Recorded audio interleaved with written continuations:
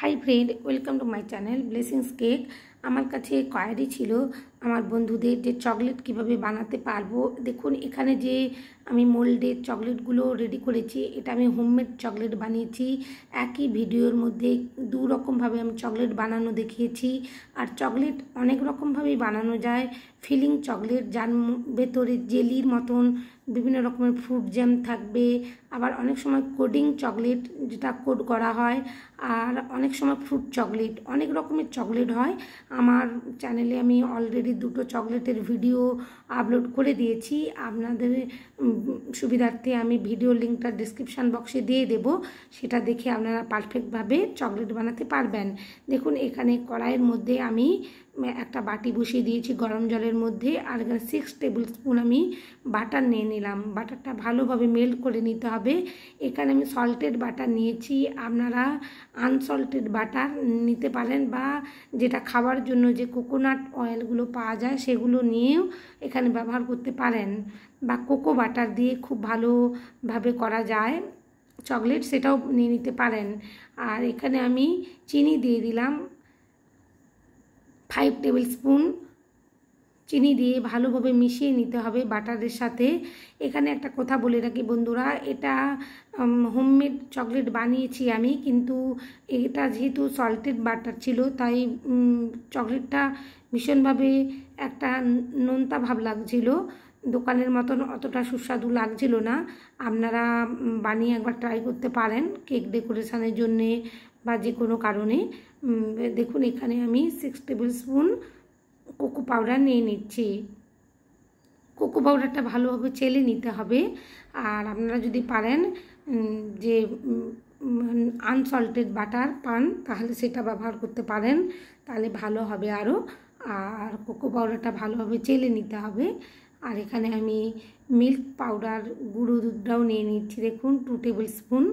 ভালোভাবে সমস্ত কিছু উপকরণ মিশিয়ে নেব। আমি একটু ট্রাই করলাম যে হোমমেড চকলেট হয় অনেক সময়, সেটাই বানালাম। আর এখানে ভ্যানিলা পাউডার 1/4 টিস্পুন দিয়ে দিলাম। আপনারা ভ্যানিলা এসেন্সের যে লিকুইডটা সেটাও দিতে পারেন, কোনো অসুবিধে নেই। আমার কাছে পাউডার ছিল, আমি দিয়ে দিলাম। এরপর ধীরে ধীরে একটা স্প্যাচুলা দিয়ে ভালোভাবে মাখিয়ে নেব, যাতে বাটার, কোকো পাউডার, গুঁড়ো দুধ, সমস্ত চিনি একসাথে ভালোভাবে মিশে যায়।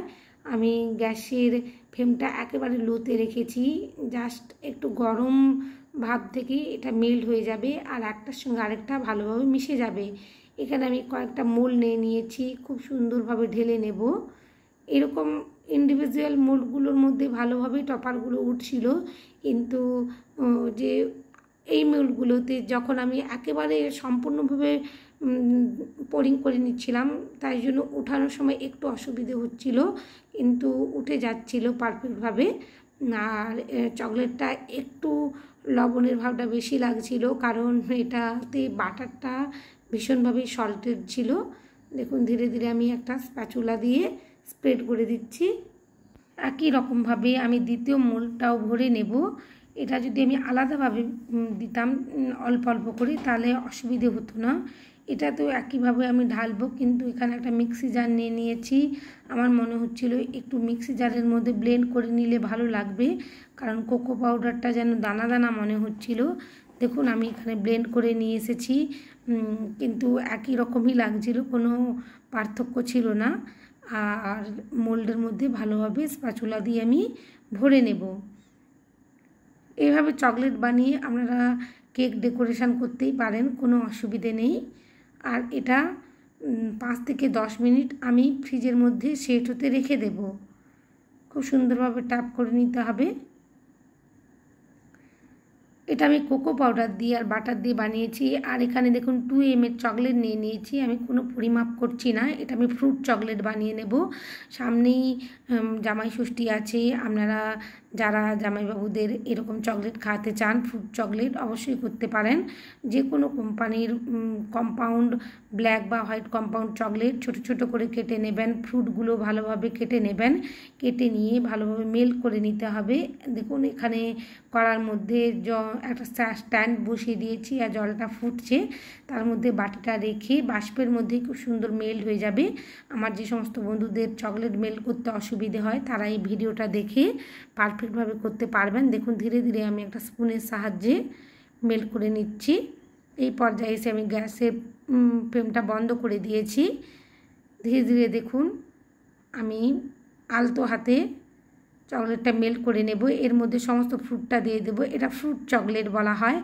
আর আমি অলরেডি আমার চ্যানেলে দুটো চকলেট কিভাবে বানাবেন তার রেসিপি দিয়ে রেখেছি, ভিডিও লিঙ্ক আমি ডিসক্রিপশান বক্সে দিয়ে দেব। একটা আমি ভেতরে জেলি আছে ফ্রুট জ্যাম দিয়ে বানিয়েছি ফিলিং চকলেট, আরেকটা আমি বানিয়েছিলাম কোডিং চকলেট, যেটা আমি কোকোনাট দিয়ে ভালোভাবে হোয়াইট চকলেট কনডেন্স মিল্ক দিয়ে কোডিং করে বানিয়েছিলাম ব্ল্যাক চকলেট দিয়ে। সেই দুটো ভিডিওই আমি দিয়ে দেবো, আপনারা দেখে বাড়িতে বানাতে পারবেন। সেই দুটো চকলেটও খেতে খুব সুন্দর হয়। আর এখানে আজ আমি ফ্রুট চকলেট বানানো দেখিয়ে দিচ্ছি। দেখুন আমার কাছে যে মোল্ডগুলো ছিল তার মধ্যেই আমি ঢেলে দিচ্ছি, আর চকলেটের মধ্যে ফ্রুটগুলো যে কেটে রেখেছিলাম সেই ফ্রুটসগুলো দিয়ে দিয়েছি ভালোভাবে। কোনো অসুবিধে নেই, এখানে মনে হচ্ছে একটু দানা দানা, কিন্তু কোনো কিছু ভয় পাওয়ার নেই। যখন সেট হয়ে যাবে ফ্রিজে রাখার পর খুব সুন্দর খেতে হয় এই চকলেটগুলো। এটা আমি ডার্ক কম্পাউন্ড চকলেট দিয়ে বানিয়েছি, আপনারা যে কোনো কোম্পানির ডার্ক কম্পাউন্ড চকলেট দিয়ে বানাতে পারবেন। রাখি পূর্ণিমাতে, ভাইফোঁটাতে কিংবা এই জামাই ষষ্ঠীতে যে কোনো ওকেশানে আমরা এই ধরনের চকলেটগুলো বানিয়ে বাড়ির সবাইকে খুশি করতে পারি। ছোটো বাচ্চারা তো চকলেট খেতে এমনিতেই ভালোবাসে, তো বাড়ির ছোটোদের জন্য এরকমভাবে বাড়িতেই চকলেট বানিয়ে দিলে খুবই খুশি হবে ওরা।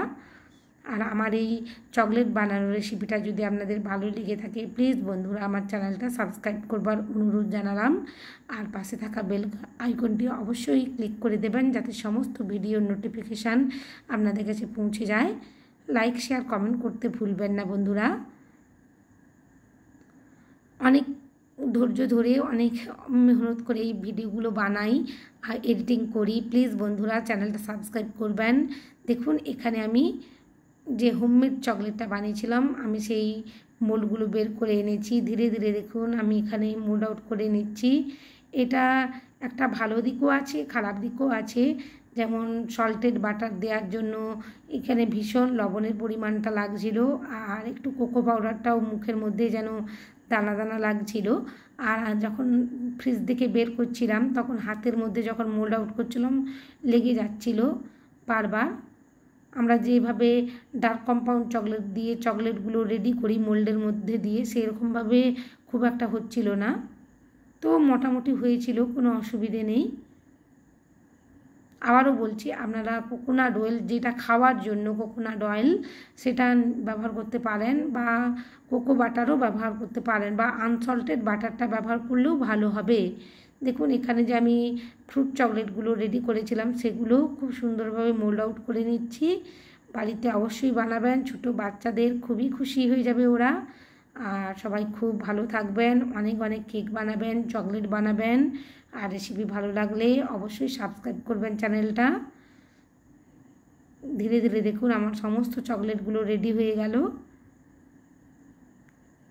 হার্ট শেপের চকলেটগুলো খুব সুন্দরভাবে মোল্ড আউট হয়ে গেছে। থ্যাংক ইউ বন্ধুরা আমার ভিডিও দেখার জন্য।